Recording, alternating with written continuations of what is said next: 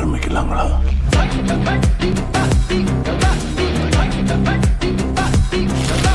നോക്കൂ, നമ്മുടെ ചോദ്യം കേരളത്തിന് CAA നേരിടാൻ കഴിയുമോ എന്നുള്ളതാണ്. നേരിടാൻ കഴിയും എന്നാണ് എൻ്റെ അഭിപ്രായം. അതിൻ്റെ കാരണം എന്താ വെച്ചാൽ, ഇതിപ്പോൾ ഈ പൗരത്വ പ്രശ്നം എന്ന് പറയുന്നത് കേന്ദ്രത്തിൻ്റെ ഒരു സബ്ജക്റ്റ് ആണെന്നും അതുകൊണ്ട് കേന്ദ്രം പറയുന്നത് എല്ലാ സംസ്ഥാനങ്ങളും അങ്ങ് അംഗീകരിച്ചു കൊള്ളണമെന്നും ഒക്കെ ഉള്ളൊരു നറേഷൻ BJP ഇങ്ങനെ പ്രചരിപ്പിച്ചുകൊണ്ടിരിക്കുന്നുണ്ട്. അതിൻ്റെ ഭാഗമായിട്ടാണല്ലോ ഇന്നിപ്പോൾ കെ സുരേന്ദ്രൻ വന്നിട്ട് പബ്ലിക്കായിട്ട് പറയുന്നത് പിണറായി വിജയന് സ്ത്രീധനം കിട്ടിയതൊന്നും അല്ലല്ലോ കേരളം എന്ന്. അത്തരം വിഡ്ഢി പ്രസ്താവനകൾ അതൊരു വശത്ത് നിൽക്കണമെന്ന്. അത് സ്ത്രീധനം ഒക്കെ നിരോധിക്കപ്പെട്ടിട്ടുള്ളൊരു സമൂഹമാണ്. നമ്മുടെ അത്തരം വാക്കുകളൊന്നും തന്നെ പൊതുസമൂഹത്തിൽ ഉപയോഗിക്കാൻ പാടില്ലാത്തതാണ്. എൻ്റെ വിഷയം, സുരേന്ദ്രന് മനസ്സിലാകാത്തൊരു കാര്യമുണ്ട്. ഇത് ഇന്ത്യ എന്ന് പറയുന്ന രാജ്യം 28 സംസ്ഥാനങ്ങളും 8 കേന്ദ്രഭരണ പ്രദേശങ്ങളും ഉൾപ്പെട്ടൊരു ഫെഡറൽ സ്ട്രക്ചറാണ്. അതിന് ഓരോ സംസ്ഥാനത്തിനും അതിൻ്റേതായിട്ടുള്ള ഐഡൻറ്റിറ്റി ഉണ്ട്, അതിൻ്റേതായിട്ടുള്ള ഇൻഡിപെൻഡൻസും ഉണ്ട്. എന്നാൽ നമ്മളൊരു രാജ്യമായി നിൽക്കുകയും പൊതുഭരണഘടനയെ അംഗീകരിക്കുകയും ചെയ്യുന്നു. ഇവിടുത്തെ പ്രശ്നം എന്താണെന്ന് വെച്ചാൽ, ഈ ഫെഡറൽ സ്ട്രക്ചറിന് എതിരായിട്ട് ഏത് നിയമം വന്നാലും അത് സംസ്ഥാന സർക്കാരുകൾ റാറ്റിഫൈ ചെയ്യണം. അങ്ങനെ ഒരു വകുപ്പ് കൂടിയുണ്ട് നമ്മുടെ ഭരണഘടനയിൽ. പകുതിയിലേറെ സംസ്ഥാനങ്ങൾ അംഗീകരിക്കണം. ഇവിടെ ഫെഡറൽ സ്ട്രക്ചറിൻ്റെ ഒരു ലംഘനം നടക്കുന്നുണ്ട്. അതെങ്ങനെയാണെന്ന് ഞാൻ പറഞ്ഞുതരാം. ഇപ്പോൾ പുതുതായിട്ടൊരു കമ്മിറ്റി ഉണ്ടാക്കിയിരിക്കുകയാണ്. ആ കമ്മിറ്റി ഉണ്ടാക്കിയിരിക്കുന്നത് പൂർണ്ണമായും എംപവർ ചെയ്തിരിക്കുന്നത് യൂണിയൻ ഗവൺമെൻറ്റാണ്. ഒരു സെൻട്രലൈസ്ഡ് കമ്മിറ്റിയാണ് ഈ കാര്യങ്ങൾ തീരുമാനിക്കുക. നേരത്തെ എങ്ങനെയായിരുന്നു ഈ കാര്യങ്ങൾ തീരുമാനിച്ചുകൊണ്ടിരുന്നത്? ജില്ലാ കളക്ടർമാരായിരുന്നു അധികാരികൾ. ജില്ലാ കളക്ടർമാരൊക്കെ പോയിട്ടാണ് ഈ ആപ്ലിക്കേഷൻ കൊടുക്കേണ്ടത്. അവരാണിത് പ്രോസസ്സ് ചെയ്തുകൊണ്ടിരുന്നത്. ആ അർത്ഥത്തിൽ അത് സംസ്ഥാനത്തിൻ്റെ കീഴിൽ പരിശോധിക്കപ്പെട്ടുകൊണ്ടിരുന്ന ഒരു കാര്യമാണ്. ഇന്നിപ്പോൾ ഇന്ദിരാ ജയ്സിങ്ങിനെയൊക്കെ പോലുള്ള വളരെ പ്രശസ്തരായിട്ടുള്ള അഭിഭാഷകർ അടുത്ത ദിവസങ്ങളിൽ സുപ്രീം കോടതിയിൽ ഉന്നയിക്കാൻ പോകുന്ന വളരെ പ്രധാനപ്പെട്ട ഒരു കാര്യമാണിത്. ഇത് നമ്മുടെ ഫെഡറൽ സ്ട്രക്ചറിനെ ബാധിക്കുന്നൊരു കാര്യമായതുകൊണ്ട് ഇത് സംസ്ഥാന നിയമസഭകൾ കൂടി പാസ്സാക്കണം, അംഗീകരിക്കേണ്ടതുണ്ട് എന്നൊരു വാദമുഖം വരും. അത് ചെറിയ കാര്യമല്ല. ഇനി രണ്ടാമത്തെ കാര്യം, നികേഷ് വളരെ പ്രധാനമായും ചൂണ്ടിക്കാണിച്ചതുപോലെ ആർട്ടിക്കിൾ 14 ലംഘനം എന്ന് പറയുന്നത് വലിയ ഗൗരവതരമായിട്ടുള്ളൊരു നിയമപ്രശ്നമാണ് വരാൻ പോകുന്നത്. ഇപ്പോൾ നമ്മൾ ഏറ്റവും അവസാനം കണ്ടത് ഇലക്ട്രൽ ബോണ്ടിൻ്റെ വിധിയിലാണ്. എന്തുകൊണ്ടാണ് ഇലക്ട്രൽ ബോണ്ട് എടുത്ത് കളഞ്ഞത് അൺകോൺസ്റ്റിറ്റ്യൂഷണലാണ് എന്ന് സുപ്രീം കോടതി പറഞ്ഞത്?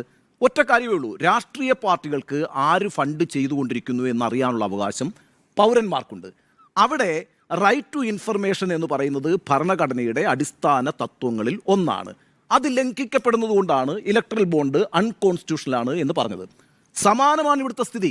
നമ്മുടെ ആർട്ടിക്കിൾ 14 പറയുന്നത് നിയമത്തിനു മുമ്പിൽ എല്ലാവരും തുല്യരാണ് എന്നാണ്, ഇക്വാലിറ്റി ബിഫോർ ലോ. ഇതാണ് ആർട്ടിക്കിൾ 14 പറയുന്നത്.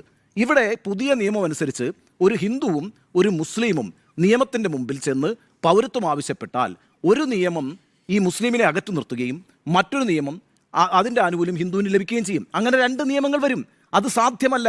ഈ ആർട്ടിക്കിൾ 14 പ്രകാരം നിയമത്തിനു മുമ്പിൽ എല്ലാവരും തുല്യരാണ് എങ്കിൽ പുതിയ റൂള് അതിനെ ലംഘിക്കുന്നു എന്നുള്ളതാണ്. അതുകൊണ്ട് തന്നെ ഇത് ഭരണഘടനയ്ക്ക് എതിരായിട്ടുള്ള കാര്യമായതുകൊണ്ട് വളരെ ശക്തമായി തന്നെ സുപ്രീം കോടതിയിൽ ഇത് ചലഞ്ച് ചെയ്യപ്പെടുമെന്ന കാര്യത്തിൽ എനിക്ക് സംശയമില്ല. അതുകൊണ്ട് തന്നെ ഈ 2 കാര്യങ്ങളും വെച്ച് വളരെ പെട്ടെന്നൊന്നും ഇത് നടപ്പാക്കാൻ കഴിയുന്ന ഒരു പ്രശ്നമേലെ 200 ഹർജികളുണ്ട്. അതൊക്കെ നാളെ മുതൽ പരിഗണിച്ചു തുടങ്ങുമെന്നാണ് പറയുന്നത്. ശക്തമായ വാദങ്ങൾ എല്ലാവരും ഉയർത്തും എന്ന് മാത്രമല്ല, നോക്കൂ, DMK ഇത് അംഗീകരിക്കുന്നുണ്ടോ? DMK ഭരിക്കുന്നുണ്ടല്ലോ തമിഴ്നാട്. വെസ്റ്റ് ബംഗാൾ ഇത് അംഗീകരിക്കുന്നുണ്ടോ? മമതാ ബാനർജി ആണല്ലോ. വേറെ പാർട്ടികളാണ് ഞാൻ ഈ പറയുന്നത്, CPM മാത്രമല്ല. അതേപോലെ ഓരോ സ്ഥലത്തും ഇപ്പോൾ BRS, ഭാരതീയ രാഷ്ട്രസമിതി, ഇപ്പോൾ BJPയുടെ സഖ്യകക്ഷിയാണ്. പക്ഷേ ഭാരതീയ രാഷ്ട്രസമിതി ഇതിനെതിരാണ്. കാരണം എന്താ? ഹൈദരാബാദ് പോലുള്ള പ്രദേശത്ത് വലിയ രീതിയിൽ മുസ്ലിം വോട്ടുണ്ട്, പോപ്പുലേഷനുണ്ട്. സമാജ്വാദി പാർട്ടി അംഗീകരിക്കുന്നുണ്ടോ? ഇന്നിപ്പം നിതീഷ് കുമാർ BJPയുടെ സഖ്യകക്ഷിയാണല്ലോ. നിതീഷ് കുമാറിന് ഇത് അംഗീകരിക്കാൻ കഴിയുമോ? അവിടെ വലിയൊരു മുസ്ലിം വോട്ട് ബാങ്ക് ഉണ്ട്. ഞാൻ ഈ വോട്ടിൻ്റെ പ്രശ്നവും പ്രീണനത്തിൻ്റെ പ്രശ്നമല്ല, അവരൊക്കെ സെക്യുലറായ നിലപാടെടുക്കുന്ന ആളുകളാണ്, സോഷ്യലിസ്റ്റുകളാണ്. സമാജ്വാദി പാർട്ടിക്ക് അംഗീകരിക്കാൻ കഴിയില്ല, NCPക്ക് അംഗീകരിക്കാൻ കഴിയില്ല. അങ്ങനെ ഇന്ത്യയിലെ ബഹുഭൂരിപക്ഷം പാർട്ടികൾക്കും അംഗീകരിക്കാൻ കഴിയാത്തൊരു പരിപാടിയാണിത് ഈ ബില്ലെന്ന് പറയുന്നത്. അതുകൊണ്ട് ഇത് എളുപ്പത്തിൽ പാസ്സാക്കി കൊണ്ടുവരിക എന്ന് പറയുന്നത് സാധ്യമായിട്ടുള്ള ഒരു കാര്യമല്ല. അതുകൊണ്ട് ഞാൻ ഈ കാര്യം ഒരു വലിയ നിയമപ്രശ്നമായി തന്നെ ഇന്ത്യയിൽ രൂപപ്പെടുമെന്ന് വിചാരിക്കുന്നു. ഇനി CPMനിത് കേരളത്തിന് നേരിടാൻ കഴിയുമോ എന്ന് ചോദിക്കുമ്പം, കേരളം പല കാര്യങ്ങൾക്കും രാജ്യത്തിന് മാതൃകയായിട്ടുള്ള സംസ്ഥാനമാണ്. ആശയനിർമ്മാണം എന്ന് പറയുന്നത് വളരെ പ്രധാനപ്പെട്ട ഒരു കാര്യമാണ്. ഇപ്പം കർഷക സമരം ഇന്ത്യയിൽ രൂപപ്പെട്ടു 2020. ആ കർഷക സമരം ഒരു ചെറിയ സമരമായിരുന്നു. ആ സമരത്തെ ഇന്ത്യയുടെ ശ്രദ്ധയിലേക്ക് കൊണ്ടുവന്ന് എല്ലാ രാഷ്ട്രീയ പാർട്ടികളെ അതിൻ്റെ പിന്നിൽ അണിനിരത്തുന്നതിന് ഇടതുപക്ഷം, പ്രത്യേകിച്ച് CPM എടുത്തിട്ടുള്ളൊരു മുൻകൈയുണ്ട്. ആ പ്രശ്നം വലിയൊരു പ്രശ്നമാക്കി മാറ്റുകയും അത് പൊതുസമൂഹത്തിന് മുമ്പിൽ അവതരിപ്പിക്കുകയും അങ്ങനെ കർഷക പ്രക്ഷോഭത്തിന് വലിയ പിന്തുണ ഉണ്ടാക്കാനും CPMന് കഴിഞ്ഞിട്ടുണ്ട്, ഇടതുപക്ഷ പാർട്ടികൾക്ക് കഴിഞ്ഞിട്ടുണ്ട്. അവരാണ് അതിൻ്റെ യഥാർത്ഥത്തിൽ പിന്നിൽ നിന്ന് വലിയ ശക്തിയായി നിന്നിരുന്നത്. കഴിഞ്ഞ വർഷം മാർച്ച് 12 ഇന്ത്യയിൽ ഒരു വലിയ സമരം നടന്നു. ബോംബെയിൽ നാസിക്കിലേക്ക് ഒരു ഫുട് മാർച്ച് ഉണ്ടായിരുന്നു. CPM നേതൃത്വം കൊടുത്തൊരു സമരമാണ്, കർഷകരുടെ സമരമാണ്. കഴിഞ്ഞ ഒരു വർഷം മുമ്പ് ലക്ഷക്കണക്കിന് ആളുകളാണ് പങ്കെടുത്തു. ഒരു വർഷം കൃത്യം മാർച്ച് 12 ഇന്ന്. ഈ രീതിയിൽ രാജ്യത്തുണ്ടാകുന്ന കാർഷിക പ്രശ്നങ്ങൾ, വിലക്കയറ്റം, തൊഴിലില്ലായ്മ, NCERTയുടെ ഇഷ്യൂടെ ആരാ കൊണ്ടുവന്നത്? ഈ പറയുന്ന മുസ്ലിം ഭരണാധികാരികളുടെ മുഴുവൻ ചരിത്രവും എടുത്തു മാറ്റി പാഠപുസ്തകങ്ങളെ ഹൈന്ദവവൽക്കരിക്കുന്ന, കാവ്യവൽക്കരിക്കുന്ന രീതികൾക്കെതിരായിട്ടൊരു ആശയം ഉണ്ടാക്കുകയും ആ ആശയത്തെ പ്രക്ഷോഭത്തിലേക്ക് കൊണ്ടുവന്ന ആരാ? ഇന്ത്യയിൽ ഇടതുപക്ഷ പാർട്ടികളാണ്. ഇടതുപക്ഷ പാർട്ടികൾക്ക് 4-5 സീറ്റ് പാർലമെന്റിൽ ഉള്ളൂ എന്നുള്ളത് സമ്മതിക്കാം. അപ്പോഴും അവരെ ഒരു പ്രധാന ശത്രുവായി BJP കാണുന്നത് എന്താ? ഈ ആശയ നിർമ്മാണമാണ്. രാജ്യത്ത് ഇങ്ങനെ ഒരു ആശയ നിർമ്മാണം നടത്താൻ ഇടതുപക്ഷ പ്രസ്ഥാനങ്ങൾക്ക് കഴിയുന്നുള്ളതുകൊണ്ടാണ് അവരതിനെ ഭീഷണിയായിട്ട് കാണുന്നത്.